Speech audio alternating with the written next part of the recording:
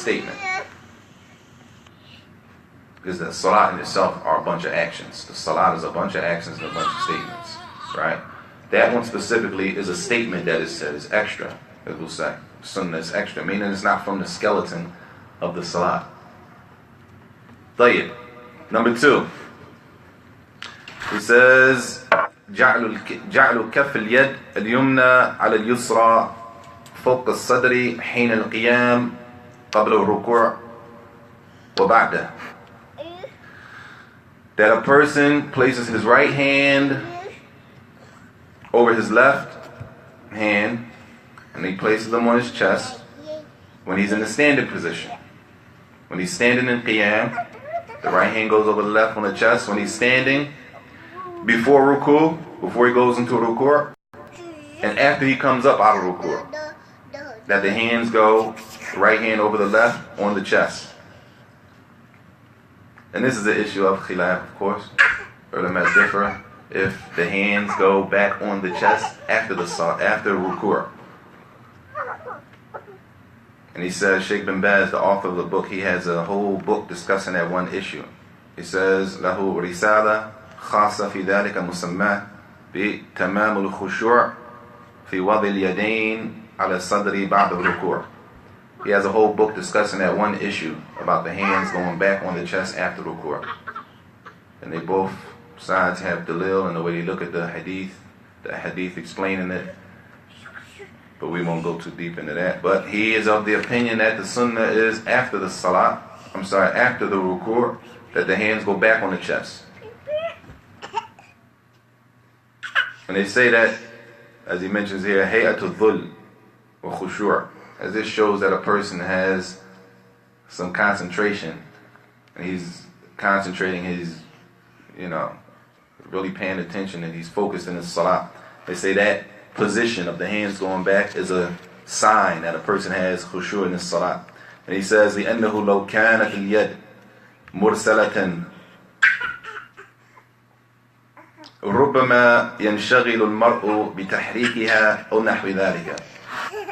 If a person didn't put their hands back on their chest after the ruku', this is part of their argument.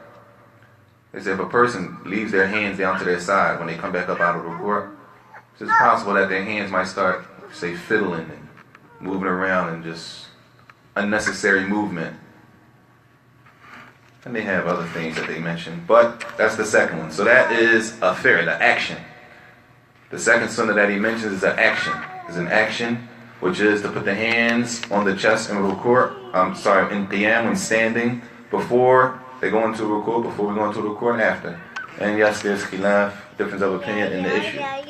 طيب, number 3, قال رحمه الله رفع اليدين مضمومتي الأصابع ممدودة نحو المنكبين أو الأذنين عند تكبيرة الأولى وعند الركوع والرفع منه وعند القيام من التشهد الأول إلى الثالثة. The third one is another action. The raising, to raise the hands. To raise the hands, and he specifies and clarifies. مضمومتي الأصابع, with the fingers not gapped. Let's say fingers closed. ممدودة, but the hands spread apart. حذو المنكبين, to the height of the shoulders, right? أو الأذنين, or to the height of the ears, as they both have narrations for both of them from the Prophet ﷺ. And now he mentions, so that description is how the hands ought to be raised. Fingers closed, hands spread apart, either up to the shoulder or up to the ears. طيب. That's the description of it. When in the takbiratul ula, with the first takbirah, the opening takbirah, takbiratul ihram, right? Meaning, remember, these are sunnah. So if a person came for the takbiratul ihram and they didn't raise their hands, because the takbiratul ihram is the statement Allahu Akbar. So if a person comes and he leaves off the sunnah of raising the hand, he left off the sunnah of raising the hand for the takbirah. Clear? He says Allahu Akbar, but he doesn't raise his hands. He left off the sunnah of raising the hands for the takbirat al-ihram, for the opening of the salat. Because the takbirat al-ihram is a pillar. He has to say Allahu Akbar, or he never entered the salat. The raising of the hands is another issue. That comes under the sunnah, which is not an encouragement. None of this is an encouragement to not do these things, but is more of a tanbih, alert to make sure that we do them. Or if we forget and don't do something, what is the ruling on the salat? I came to the salat, I was rushing for the opening takbir. I said Allahu Akbar, but I forgot to raise my hands. Is the salat correct? Salat is correct because it's from the sunnah. He said Allahu Akbar, he said the takbirat al-ihram, but he didn't raise the hands. The raising of the hands is from the sunnah of the salat. So he mentions the 4 times that are from the sunnah of the Prophet ﷺ to raise the hands. The first one, the first opening takbir, when we first come to the salat, Allahu Akbar. The second time is before we go into ruku'. After we read Al-Fatiha and the surah, when we go into ruku', we raise our hands. That's 2. Raf'u min ruku'. We come out of ruku'. Sami Allahu liman hamida. That's 3. And the fourth one, وعند القيام التشهد. When we stand up after the first tashahhud, meaning we pray 2 rak'ah, we do the tashahhud, and then we stand up for the 3rd rak'ah. When we stand up for that 3rd rak'ah, we raise the hands again. That's 4 times. Those are the 4 times that the hands are to be raised from the sunnah of the Prophet ﷺ.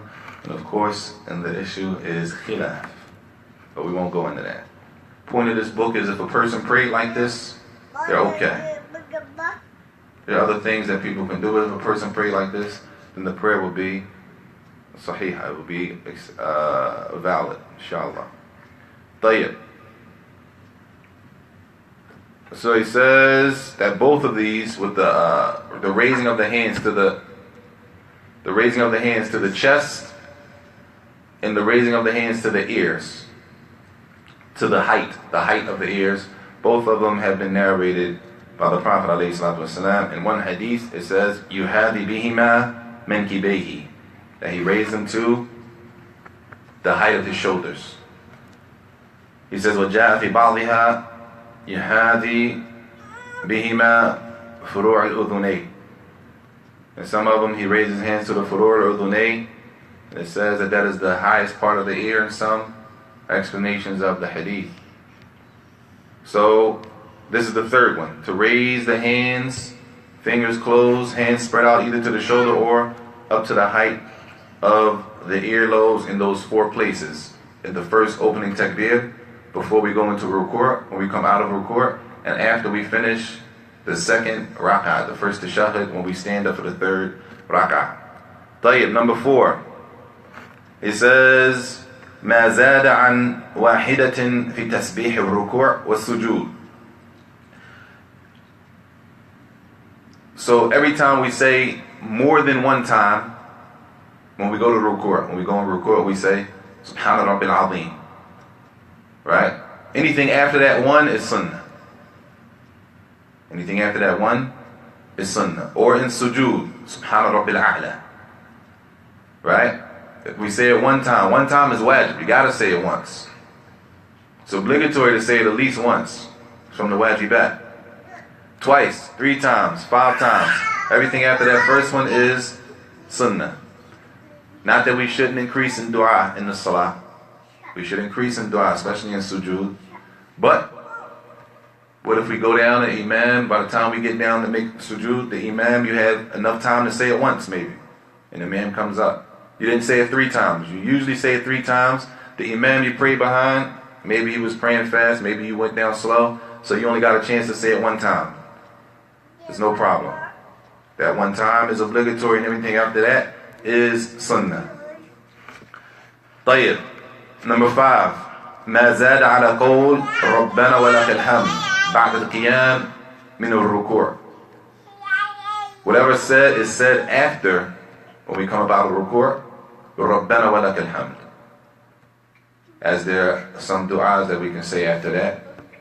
As one he mentions here, حمدا كثيرا طيبا مباركا فيه كما يحبه ربنا ويرضاه. Anything that we say after Rabbana wa Karam from those dua is from sunnah. So sometimes, and it's not an encouragement to pray like that. But maybe maybe the imam is praying faster than we usually pray. It's not the normal imam. So he prays a little faster than the imam. By the time you get up, you don't get to make your dua after Rabbana wa lakal hamd.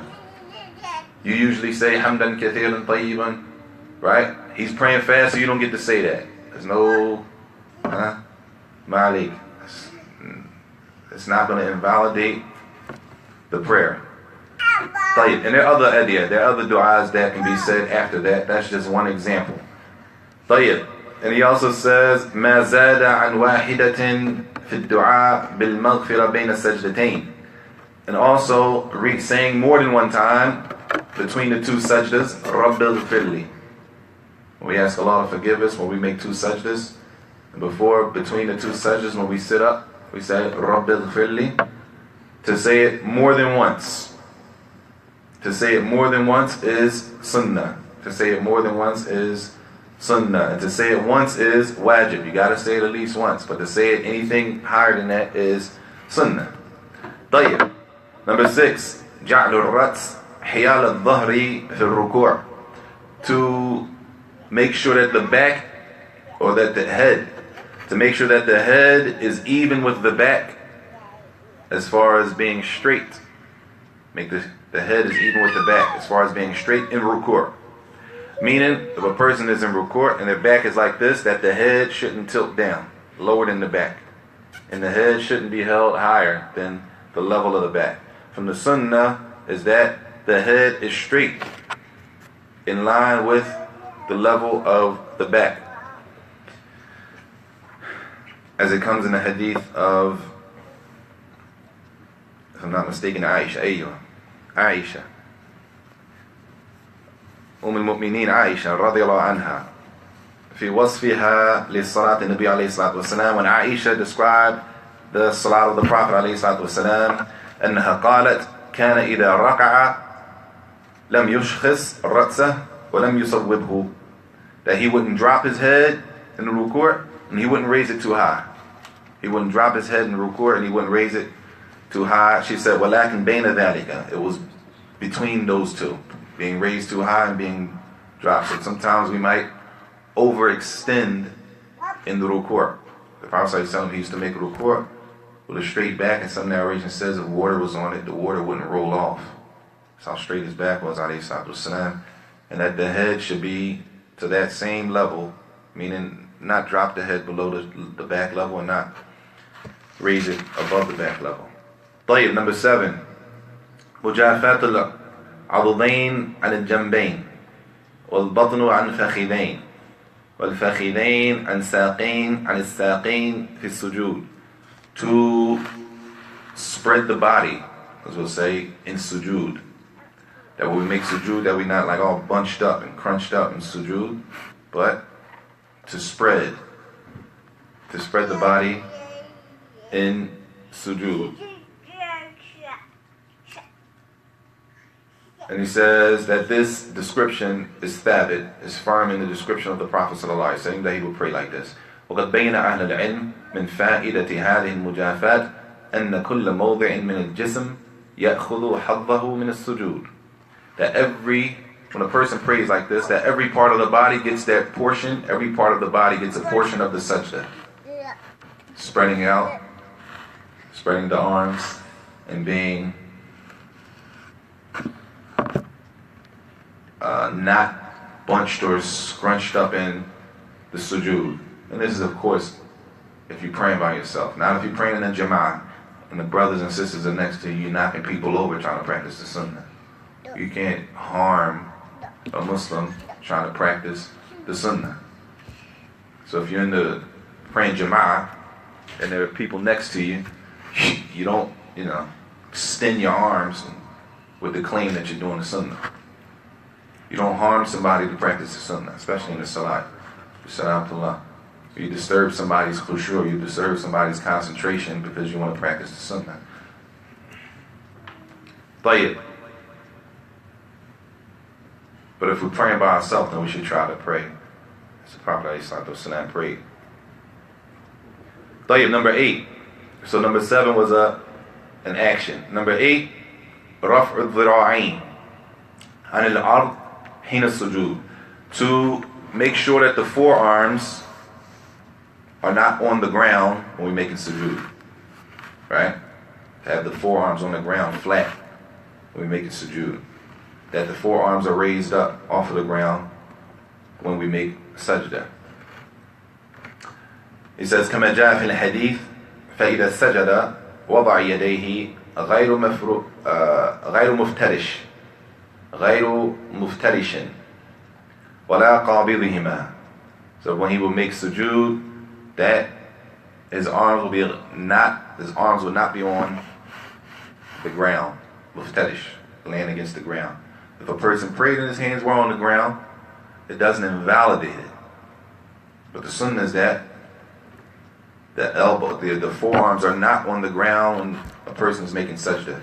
And some of the ulama even say that it's disliked to pray like that, as it resembles a dog in one hadith. The narration says it resembles a dog, the way the dog sits down and his long arm is laying against the ground. طيب, number 9, جلوس المصلي على رجله اليسرى مفروشة ونصب اليمنى في التشهد الأول بين السجدتين. The sitting between the two sajdas. And in this tashahhud, the first tashahhud, sometimes we see people sit a lot of different ways, but it's a lot of different ways to sit. This description, the left foot is called muftarish, mafrusha, meaning the person is actually sitting on the left leg. It's tucked under, right? The left leg is tucked under on the carpet, right? On the ground. And the right leg is standing up. The right leg is standing up or pointing up, right? This is one way. Sometimes we see people with two flats, hands, a bunch of different ways. But this way is one of the ways, as it comes in Sahih Muslim, that the person sits on the left leg, and the right leg is nasb, it's up off of the ground. The right leg is not off the ground, but it's not lying against the floor as the left leg is at the same time. And the toes are pointed towards the Qibla, and the details of that. He says, as it comes in Sahih Muslim, كان يفرش رجله اليسرى وينصب رجله اليمنى. That he would have his left leg lying against the ground, and his right leg will be elevated to some extent. And this is after the first tashahhud, in between the two sajdas, because there's a different sitting for the last tashahhud at the end of the salah, and that's what number 10 is. It's another action, التورك في التشهد الأخير في الرباعية أو ثلاثية. And those prayers like Maghrib at a 3 rak'ah, on the last rak'ah, the 3rd rak'ah, or if it's 4 rak'ah, Dhuhr, Asr, Isha. In the last tashahhud before we salam out, the sitting one way is called التورك. وهو جلوس على مقعدته وجعل رجله اليسرى تحت اليمنى ونصب اليمنى. طيب. It's the sitting, if you ever seen somebody, it's almost like you sitting right there. You're sitting on the buttocks, right? Like that. But the back leg is also, right, standing up with the toes pointed, kidda, like that. But a person actually sits on his backside, sits on the buttock like that, and they lean over. That is one of the narrations of how the Prophet ﷺ used to sit in the last sitting, not after 2 rak'ah, the last sitting before the taslim, before we finish the salah, at-tawarruk. If a person didn't sit like that, it's not going to invalidate the prayer, right? Maybe he's practicing another sunnah, or sitting another way, and there's also khilaf on that issue. طيب. Number 11. الإشارة بالسبابة في التشهد الأول والثاني من حين يجلس إلى نهاية التشهد. The pointing of the finger in the first tashahhud and in the second tashahhud. The pointing of the index finger. He says, وَتَحْرِيكُهَا in the dua. And to move it when the person is making dua. The pointing of the finger in both of the tashahhud, the first one and the last one, and to move it when the person is making dua. يَكُونُ مُشِيرًا بِالسَّبَّابَةِ. Person is pointing with the index finger on the right hand. يَرْفَعُهَا رَفْعًا غَيْرَ كَامِلٍ إِشَارَةً لِلتَّوْحِيدِ. And some I'm going to even detail that. He moves it when he mentions Allah's name, or he mentions the kalimat al-tawheed, and they differ on the moving of the finger. Point being, the pointing we know is from the sunnah of the Prophet ﷺ, and as he says, that when moving it, when making dua. طيب, number 12. الصلاة والتبريك على محمد وآل محمد وعلى إبراهيم وآل إبراهيم في التشهد الأول. Sending salam on the Prophet ﷺ and the salat on Ibrahim in the first tashahhud, not in the last. We already know it's in the last, but in the first one, the first tashahhud, right? Tahiyyatu lillahi. We stop after Ashhadu an la ilaha illallah wa ashhadu anna Muhammadan Rasulullah, abduhu wa rasuluh. Then we stand up for the third rak'ah. But he says here, if a person continued after the two rak'ah and they said, Allahumma salli ala Muhammad wa ala ali Muhammad, كما صليت على إبراهيم وعلى آل إبراهيم إنك حميد مجيد. If a person did that after the second rak'ah, he says from the sunnah, no problem. No problem. And that's another issue. All of these issues can be debated. As it's fiqh. Fiqh is open for debate in a lot of areas. But this is not the type of book for that. So if a person prayed like this and he did this, then the salat is valid, inshallah. طيب. So if a person, number 12, he says, sending salat on the Prophet ﷺ and Ibrahim alayhi salam, and after the second rak'ah, where we usually stop at after the shahada. Number 13, الدعاء في التشهد الأخير. To make dua after the last tashahhud. At the end of the salat, before we tasneem out, before we make the tasneem, that a person makes another dua after that. As it comes in the hadith of the Prophet, عن ابن مسعود رضي الله عنه, وفيه ثم يتخير بعد من الدعاء ما شاء. Then a person, he chooses after the tashahhud from a dua that he wants to make from his own choice. He chooses a dua that he wants to make after the tashahhud, and it's from his own choice that he chooses whichever dua he wants to make. He says, فَلَا يَسْتَعْجِلْ بِالسَّلَامِ بَعْدَ إِكْمَالِ التَّشَهُّدِ. So people should not be in a rush to salam out, to hurry up and make the tasneem after we make the tashahhud, the last one. And after we send the salam on the Prophet, he says, بَلْ يَتَخَيَّرُ مِنَ الدُّعَاء مَا شَاءَ. He said, but a person should choose and pray, make prayer and dua at that point from any dua that he wants to make. فَإِنَّهُ مَوْطِنٌ عَظِيمٌ يُتَحَرَّى فِيهِ الدُّعَاء. That this is a serious position, this is a serious point in the salat before the tasneem, that a person should strive to increase in dua at that point. طيب, number 14, الجهر بالقراءة في صلاة الفجر والصلاة الجمعة والصلاة العيدين والاستسقاء وفي الركعتين الأولين من صلاة المغرب والعشاء. To recite loud, audibly, so that people can hear. It's from the sunnah to recite aloud, right? With the voice so people can hear you, not silently, the opposite of silent, that people can hear you. When الجهر بالقراءة في صلاة الفجر, it's from the sunnah to read loud in Salat al-Fajr. And Salat al-Jum'ah, it's from the sunnah to read loud for Salat al-Jum'ah. Or Salat al-Eidain, the two Eids, the two Eid prayers, it's from the sunnah. Well, istisqa, in the rain prayer. The rain prayer, al-istisqa. وفي الركعتين الأولين, in the first two rak'ats for Maghrib, sunnah. And the first two rak'ats for Isha, sunnah. طيب. He says, وَلِهَذَا All of these things are sunnah. Right? Meaning what? If a person didn't do them, it doesn't invalidate the prayer. Right? He says, وَلِهَذَا لَوْ أَنَّ الْإِمَامِ مَثَلًا نَسِيَ الْجَهْرَ بِالْفَاتِحَةِ. If the imam, for example, he's praying and he forgot to read Al-Fatiha out loud so the people behind him can hear. طيب. وَقَرَأَ نِصْفَ سُورَةِ الْفَاتِحَةِ سِرًّا. So he gets to the middle of Al-Fatiha and he's reading it quietly and he gets to the middle of Al-Fatiha. ثُمَّ نُبِّهِ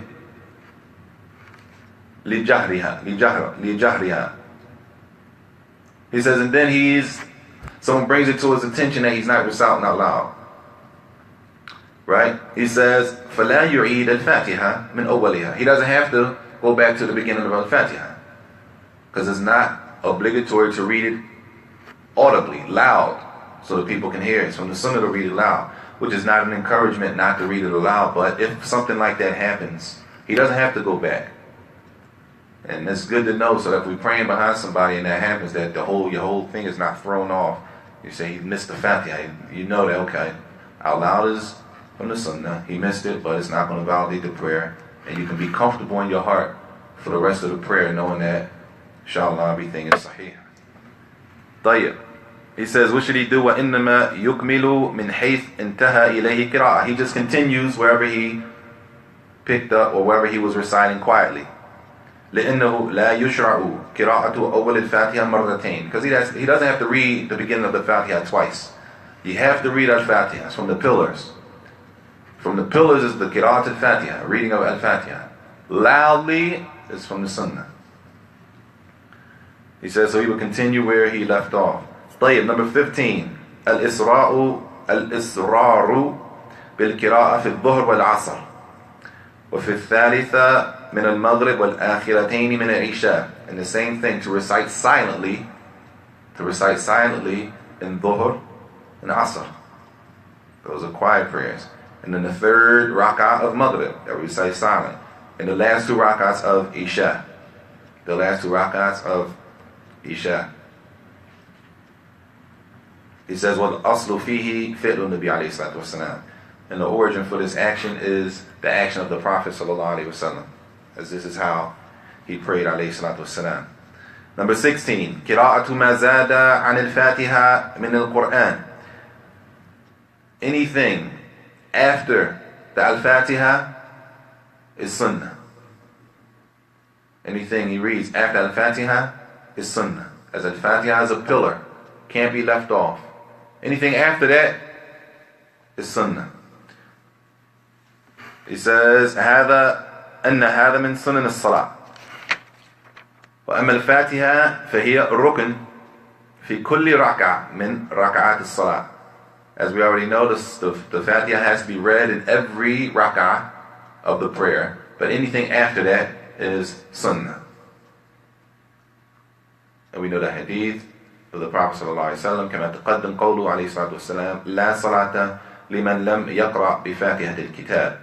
The Prophet ﷺ said that there is no salat for the one who doesn't read the opening chapter of the book. Hadith is in Sahih Bukhari or Sahih Muslim.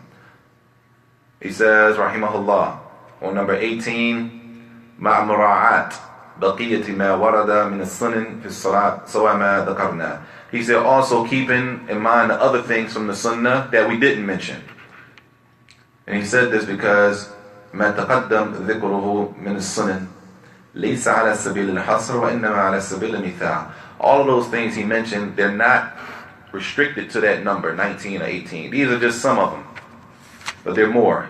So he says also that a person should strive to practice the other acts of the sunnah in the salat.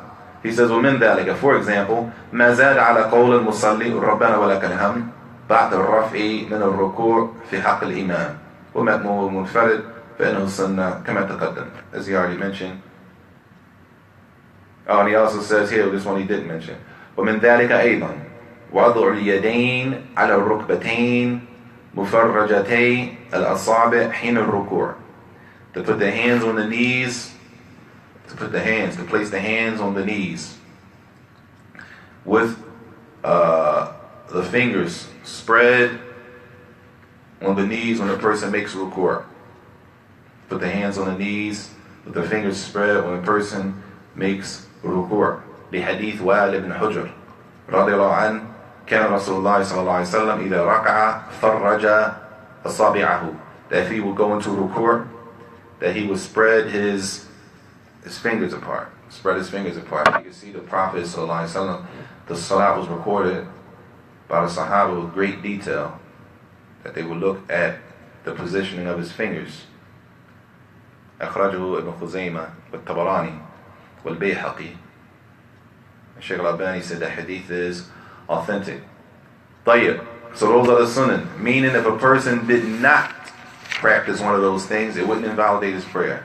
If a person intentionally didn't do it, it wouldn't invalidate his prayer, and he doesn't have to make the prostration for forgetfulness, right? Because it's from the sunnah, it's not obligatory.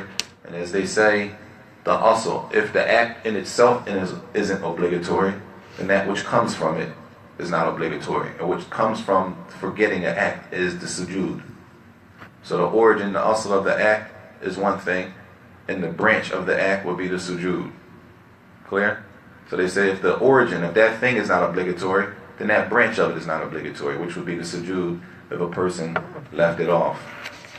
طيب. Lastly, which is الدرس الحادي عشر مبطلات الصلاة.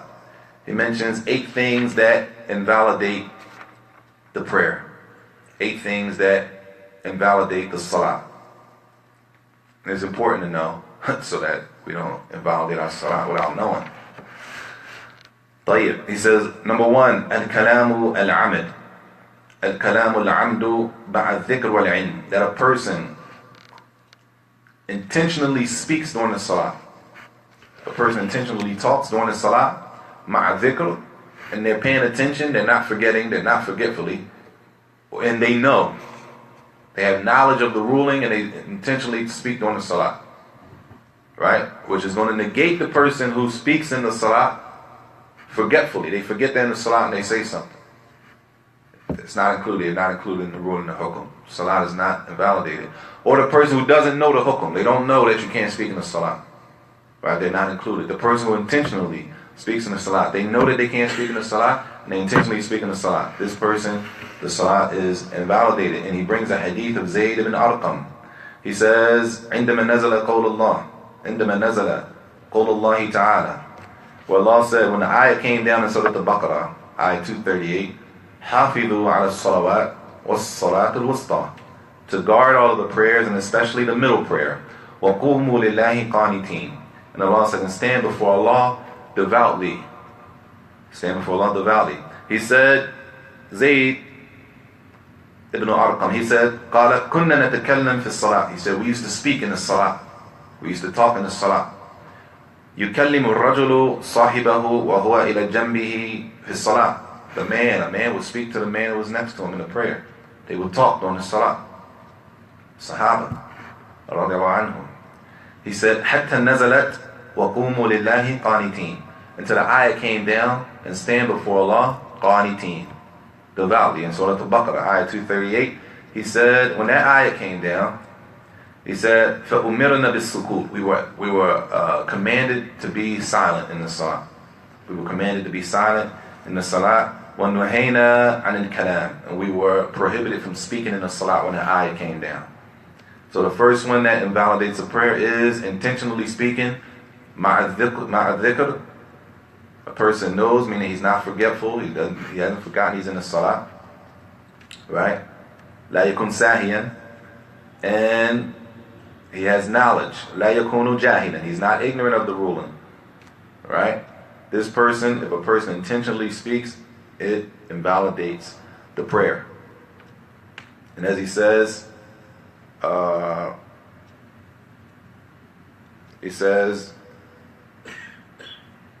طيب. That was the first one. Number 2, he puts 2, 3, and 4 together. Number 2, laughing in the salah. Number 3, al-akl, eating in the salah. And number 4, ashurb, drinking in the salah. All of these things invalidate the prayer. All of these things invalidate the salah. He says, وَهَذَا بِإِجْمَاعِ Ahl al-ilm. And this is with consensus of the scholars. With consensus of the scholars. And we're talking about the obligatory prayers. Talking about the obligatory prayers. That a person laughs, they eat in the salat, or they drink in the salat, bi-ijma' Ahl al-ilm. And these three things invalidate the prayer with consensus of the scholars, and the consensus of the scholars is a dalil in itself. Meaning, if a person didn't know the hadith related to drinking in the salat, or if a person didn't know the hadith related to eating in the salat, right, it's enough as a dalil. The dalil is what? Ijma'. Ijma' is the dalil. Scholarly consensus that these things break, invalidate the salat. That was 2, 3, and 4. Number 5, inkishaf al-awra, that a person's awra becomes exposed. A person's awra becomes exposed, and the awra is from the shurut, from the conditions of the salat, is that a person has to be covered, right? The man between the navel and the knees, the navel and the knees, the belly button and the knees, right? And they say that the knees are not part of the awra, and neither is the belly button, neither is the navel. But between that area is the awra. For the man. For the woman, the awra, everything except the face and the hands. If a person's awra becomes exposed on the salat, then it invalidates the salat. So, like you're in the house with your wife, you all pray, you know everything is covered. Can her feet be up? Fi khilaf. Some say it can, some say no. Some restrict the odor too. For the woman, some say the face and the hands. There's a call, the face, the hands, and the feet. Some say the feet can be. Might cover the feet. Then it's covered. Okay. If it's covered, it's covered. Okay. It's not like covered is covered. It's not meaning that it has to be in the sock. You gotta be covered. Person can have a sheet on. It's not stitched, it's not nothing, but they cover it. It has to be covered. But some say the feet can be exposed. Some say the feet can be exposed, Wallahu a'lam. But if we talk about something not from those areas, the face, we talk about something that becomes exposed. Like right now, Allah musta'an, a lot of brothers now, they pray with like small clothes on. Small pants, jeans, like almost tights, Allah musta'an. Shirts are small. Shirts don't even cover their back. They go into the court and their whole back is out. And sometimes part of the odor is out in the salat. Right? So from the text, it's saying that the salat might be invalid? It's possible, yeah. Validate the salat. Part of the salat is, we Muslim, we should dress knowing I got to pray throughout the day. It's Fajr, I'm leaving out the house. I got to pray at least 4 more times. So I need to be, dressed properly to make sure I can, wherever I'm at, I'm able to pray. My clothing is a part of my salat being correct, covering my odor. If the shirt is too small, because what happens is, and it happened here before, the shirt is small and the pants are small. So when the brother goes into the court, his backside is out. Salat. He might know the rule and he might not know Allah Alam, but it's dangerous. If you keep praying like that and the salat is invalid based on your odor being exposed, it's not worth the gamble, Yom Qiyamah, to come, and the first thing that the slave is asked about Yom Qiyamah is the salat. And you come with the salat and it's invalid based on the latest trend in dressing. Number 6, al-inhiraf al-kathir an jihat al-qibla. To turn away from the qibla. Turning away from the qibla invalidates the salat. Why? Because facing the qibla is from the conditions, from the shurut of salat. Before we even takbir, we make wudu, we get any najis off of us, anything that's not clean, we cover ourselves, make sure it's time for the salat, face the qibla. Like if a person's praying, they turn away from the qibla, they've broken or left off one of the conditions for the salat. He says exactly that. لأن الاستقبال القبلة من شروط الصلاة. Facing the qibla is from the conditions. فإذا انحرف انحرافا يسيرا فإنه لا يضر. But if he turns away شوية, just a little bit, small, lightly from the qibla, not a major turn away, then it's no problem. But if he turns away, لكن إذا انحرف انحرافا شديدا عن جهة القبلة بطلت صلاته. But if he turns away from the Qibla, a serious, is a harsh turn away from the Qibla, then that is going to invalidate the Salat. And I remember Sheikh Muhammad al-Harbi, we were discussing the issue of, in the Salat, spitting over the shoulder when a person is distracted. So I explained to him. Excuse me, you said when the person distracted, or the distraction, or when he has an ill thought. Like ill thought, it's a distraction. It could be whatever it is. Okay. Ill thought. Shaitan is playing with a person in the Salat, so they use the hadith about spitting to the left. So when we came to this issue, I asked him, Shaykh, well, sometimes, Indana, where I'm from, we use this hadith. He said you can't turn away from the Qibla. So I said, sometimes the brothers, they might turn their whole front of the body over, backwards, towards, and back of the rank. Right? Yeah. You know what I'm talking about? A brother might go, Kidda. Right? Away from the Qibla. Right? So he said, La. He said, you can't. He said, turn like that? I said, yes. The hadith says, So he said, La, you don't turn that far away from the Qibla. Facing the Qibla is from Shurut al-Salat. So I was like, well, how you do it? He said, it's a light turn from the Qibla. Lightly. Right? Just like that. Point being, the importance of keeping things where they're supposed to be. Keeping things where they're supposed to be.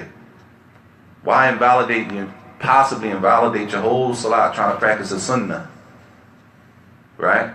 Not doing something that's a pillar, trying to practice a sunnah, and you possibly invalidate your Salat, turning too far away from the Qibla. Tayyib. It says number 7, and then number 8 will be finished, inshallah. He says number 7, al-abathu al-kathir al-mutawali fi salat. He said constantly fidgeting. Everybody understand that? Fidget, moving around, movements. Constant movements that are connected in the Salat. Does fidgeting go under the term like when scratching? There you go. Anything that's constant moving that doesn't have anything to do with Salat. Anything that's taking you away from and is constant and is connected, not maybe in the first rak'ah. Second rak'ah, you might do something else. It's broken up. And there's a lot of detail on that. Remember, this book is for the person, for example, the Muslim. You don't want to just in the Salat moving around, thinking about everything, scratching, reaching in your pocket, checking your cell phone. You'd be surprised what people do. People check a text message in the Salat. You'd be surprised. Point being, these things, too much moving could invalidate the prayer. He says if the person is playing with their hand, or rijlihi, or his foot, or lihyatihi, or his beard, or thobihi, or his thobe. He might be playing with the button on his thobe. You don't like how it's moving. It could be anything. A lot of times in Saudi, somebody be in the Salat, the whole Salat playing with the lutla. The whole rak'ah. Right? Continuously like this, if a person continues like this, says هذا مما يبطل الصلاة لأنه انشغال عن الصلاة, because he's busy with something other than the Salat. So his movements are a reason for his heart to be diverted away from concentrating in the prayer. He says فَلَوْ خَشِعَ قَلْبُهُ لَخَشَعَتْ جَوَارِحُهُ. If his heart was connected to the prayer and focused, then you will see it apparent on his limbs. His limbs will be focused and he will be steady. And also, at-tuma'nina, that relaxing, being focused in the prayers from the arkan, from the pillars of the Salat, as the person is relaxed and focused in the prayer. So he says, if a person does this, for kathura, and there's a lot of it going on, but tawali, and it's all connected. Not that he might did one in the first rak'ah, then he did something in the third. Right? It's all connected. He said these are the things that invalidate the prayer. And the important part is, he says, وَلَيْسَ لِذَلِكَ حَدٌّ مَحْدُودٌ. And in a more detailed books, it says that these things are not, it's nothing like laid out specific. It's like based on the order, the custom of the people. What's a lot of movement to us might not be a lot of movement to people in another country. What's a lot of movement to them or what's a lot of movement to us, to them might be normal. Right? So it's based on the custom of the people. And he says, وَتَحْدِيدُهُ بِثَلَاثِ حَرَكَاتٍ لَا دَلِيلَ عَلَيْهِ. And some people specify, they say if you make 3 movements, then that's it, it's invalid. They said for that code, that statement, there's no proof. There's no proof of the statement if a person makes 3 things. These actions are things that are outside of the prayer. Maybe a person, his nose is running, he reaches in his pocket and wipes his nose and puts the thing back in. Right? A person comes to the Salat, he gets in the Salat, by the 3rd rak'at, it's hot, he unzippers his jacket. Right? Based on, or he's fitting him. Right? Based on the people, determines what is allowed and what's not allowed. It's nothing mahdud. Point being, it's dangerous, as it invalidates the prayer, so we should avoid it altogether. It says, lastly, number 8, intiqad al-tahara, that a person breaks their wudu during the salah, as the tahara, the wudu, or the ghusl min shurut the salah. From the conditions of the prayer is that a person has wudu, or if need be, maybe ghusl. So if a person is praying and they break the wudu, right? Whatever means it is that he break the wudu, then the salah is invalid. فَإِنَّ صَلَاتَهُ تَبْطُلُ. The salah becomes invalid. كما تقدم في الحديث لا تقبل الصلاة بغير طهور. That a salah, no salah is going to be accepted without purification. So if a person does that while praying, بخروج الريح أو بول, by maybe it could be anything. If he's praying outside and it's cold and he urinates, maybe they urinate on themselves. Right? It invalidates the wudu and it breaks the salah. Or if a person breaks wind, passes gas, it validates the salat. Allah Ta'ala Alam. Any questions? Because that's the last one from the Mubtilat. And next week we'll start with Shurut al-Wudu, the conditions for wudu, and the obligatory things that a person must wash in wudu. The conditions for wudu and the obligatory things of wudu. For wudu. You know, if you was to break your wudu, like when you're praying and you break your wudu, when you come back to pray, do you pick up where you left off, or do you start from the beginning of the prayer, whatever prayer it may be, whether it's Dhuhr, Maghrib, Isha? You start from the beginning. Oh, okay. Somebody mentioned about starting where you left off, but Allah Alam about starting where you left off. I'm not familiar. That's like now, you just let it say Isha. I broke my wudu. By the time I come back, you're on the 3rd rak'at. I got to start from the beginning. There you go. Tell you. If anything other than that, Allah Alam. That you come back and just pick up where you left off, that the first one ain't count. Allah Alam. I was asked this question. If you forget the Al-Fatiha, your prayer is just invalid. You can't make the 2 prostrations for forgetfulness at the end of that salat. La. Prayer, if you forget Al-Fatiha, one rak'ah, that rak'ah is invalid. Okay. You just recite a surah. You can't remember if you made the Al-Fatiha or not. Hold up. At the end of the salat, what happened? How is you praying and you forgot it, or the salat is over? You continue in your salat. So after the Al-Fatiha, the surah you recited, you go down in the ruku. And then you remember? You can't remember or not if you recited the Al-Fatiha during the first rak'at. So after you salam out, then you make the 2 prostrations for forgetfulness there. No. If you praying and you can't remember if you made Al-Fatiha, it's as if you didn't. Okay. You can't just breeze by on a pillar. You got shak. You have doubt in a rukn, in a pillar. Okay. You got to fulfill that pillar. And make sujood sahwa, make prostration. All right, so how do you correct that, though, Sheikh? If you feel that way, that you might have left off the Fatiha, can you just salam out of that salat? For example, you praying Dhuhr, for example. Let's just say in the first rak'ah, the first one, you go into ruku'. When you're in ruku', you say, did I read Al-Fatiha? Like that? Like is that what you're talking about? That's not what I'm talking about. What you talking about? Explain. If I thought if I had a thought that I might not have recited the Al-Fatiha, I'm just I'm going to continue with my salat. And keep going. Yeah, because I don't feel like I would do that. I mean, inshallah. I mean, so I would continue on with my salat. But if I knew that I didn't recite the Al-Fatiha, I mean, if I didn't recite the Al-Fatiha, I would just salam out. So, if you have shak, if you have doubt in a pillar, you need to fulfill the pillar. Okay. Why? Because a pillar can't be left off. Not due to forgetfulness, not intentionally. A pillar can never be left off. So if you go into a ruku', is one thing you know you left. All right, dang, I recited Al-Fatiha. You know you got to go back. If you go into the ruku' and you think, did I recite Al-Fatiha?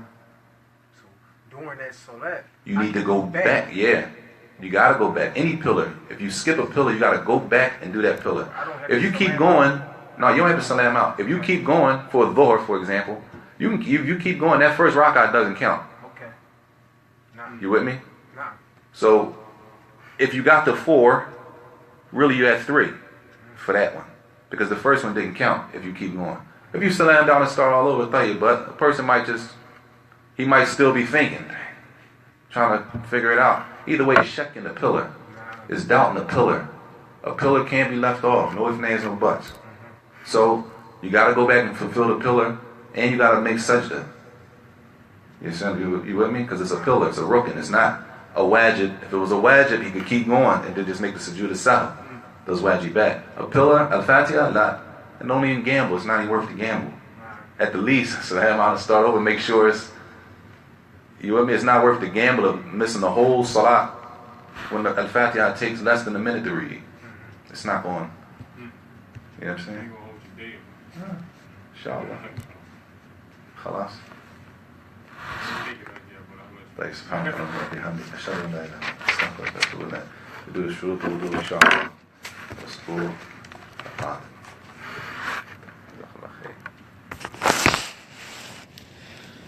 That's